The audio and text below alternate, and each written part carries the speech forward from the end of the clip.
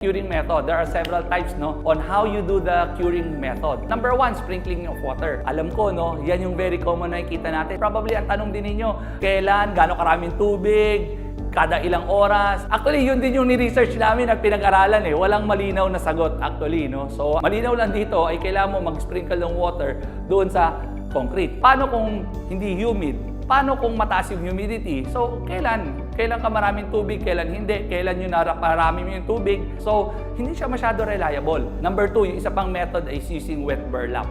So, anong maganda at pangit dito? So, well, ang maganda dito, mas consistent, yung curing process niya. But, napaka-hassle, Tapos, syempre, babasahin mo ulit lagi yung burlap, And requires water sprinkling during hot and windy days. Number three is using curing compound. Ayan. So, here at Buildrite, ang nire-recommend po namin is CureSeal WB. This is wax-based. Ang advantage niya to ay mura siya. Ano naman ang pinaka-disadvantage niya? Kapag ginamit mo si wax-based na CureSeal WB, ay hindi mo siya pwedeng pinturahan. Ayan. Dahil may wax siya na film. So, hindi mo rin siya pwedeng malagyan ng tile adhesive dahil pwede rin mabaklas. Kaya yan yung mga disadvantages niya. Pero probably ang tanong mo ngayon, teka lang, bakit ginagamit sa road yan?